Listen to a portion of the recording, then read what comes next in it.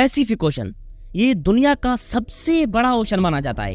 ये इतना बड़ा और गहरा है, अगर बदकिस्मती से कोई इंसान यहाँ खो जाए तो उसका बचना नामुमकिन होता है।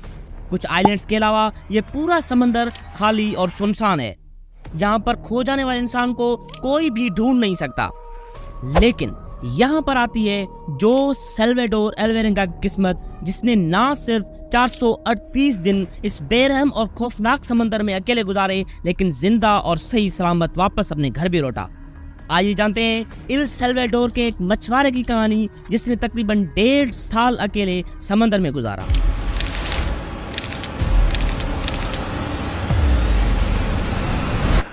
नवंबर 17, 2012 अल्वेरेंगा मेक्सिको के कोस्टा अजुल गांव से निकलता है। मामूल के मुताबिक जो आदमी उसके साथ हर बार जाता था, वो किसी मजबूरी के तहत अल्वेरेंगा के साथ नहीं जा पाता। तो अल्वेरेंगा इज़ीक्विल कार्डोबा नामी एक 23 साल लड़का अपने साथ ले जाता है।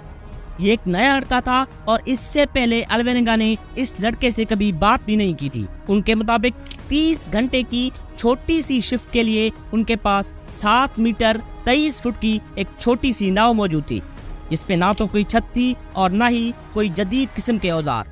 नाव को चलाने के लिए सिर्फ एक मोटर था और मछलियों को जमा करने के लिए एक रेफ्रिजरेटर साइज आइस बॉक्स था। उस दिन समंदर में एक तूफान आ सकता है, इस बात का इन लोगों को पहले से इल्म था। लेकिन मेक्सिको के मछुआरे इन दिनों इतना पैसा कमा लेते हैं कि वो पूरा महीना खुद को फाइनेंशियली सपोर्ट कर सकते हैं। तो इन लोगों ने इस तूफान को नजरअंदाज करके काम करने का फैसला किया और मछलियां पकड़ते पकड़ते वो साहिली पट्टी से 120 किलोमीटर की दूरी पर आ पहुंचे। जिस तूफान को इन लोगों ने नजरअंदाज किया था, वो तकरीबन रात के 1 बजे इन लोगों से टकराता है। नाव को हल्का करने के लिए जो कुछ भी इन लोगों ने जमा किया था, उसको फेंकना पड़ता है और जल्द से जल्द इस तूफान से निकलने की कोशिश करते हैं। इस तूफान की वजह से उनका रेडियो भी टूट चुका होता है। सुबह के 7 बजे तक वो साहिली पट्टी से सिर्फ 24 किलोमीटर की दूरी पर थे। लेकिन उस वक्त इनके साथ एक हादसा होता है। बदकिस्मती से नाव का मोटर खराब हो जाता है और बोट वहीं पर रुक जाती है। ना कोई बहरी जहाज, ना बोट को चलाने वाले औजार और ना ही लोगों से राब्ता करने का जरिया। फिर वो तेज हवा नाव को खुले समंदर में ले जाना शुरू करती है। देखते ही देखते वो अब किनारे से 450 किलोमीटर की दूरी पर आ जाते हैं। उसके बाद खामोशी और अकेलेपन के सिवा उनके पास कुछ नहीं बचता। जैसे ही मिनट्स घंटों में, घंटे दिनों में और दिन हफ्तों में तब्दील होने लगे, इन लोगों की भूख, प्यास और बेचैनी बढ़ने लगी। छोटी सी ट्रिप के लिए जो खाना और पानी वो लोग लेकर आए थे, वो खत्म होने के बाद इन लोगों ने जिंदा रहने के लिए कच्ची मछलियों को और छोटे परिंदों को खाना शुरू किया।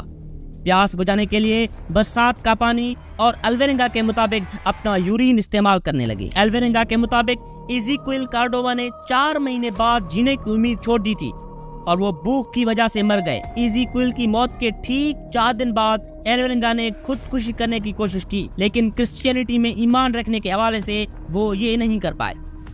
11 महीने गुजर चुके थे। अल्वेरेंगा इस समंदर में 8000 किलोमीटर का सफर तय कर चुके थे। इसके चलते उसने कई बड़ी बड़ी शिप्स देखी, लेकिन मदद मांगने में नाकाम रहा। वो टाइम का हिसाब चांद को देखकर लगा लेता था। आखिरकार 15 ल्यूनर साइकिल गुजरने के बाद 20 जनवरी 2014 को उसने अपनी नाव के इर्द गिर्द नारियल तैरते हुए देखे। आखिरकार उसने एक आइलैंड देखा जिसका नाम मार्शल आइलैंड था। उसने जल्दी से अपनी नाव को छोड़ा और किनारे की तरफ तैरता हुआ गया। अल्वेरेंगा के मुताबिक उसकी जर्नी 438 दिन तक रही और उसने टोटल 1750 किलोमीटर का सफर तय किया। और ये इंसानी तारीख के समंदर में गुजारे गए अकेले इंसान के द्वारा सबसे ज्यादा दिन माने जाते हैं।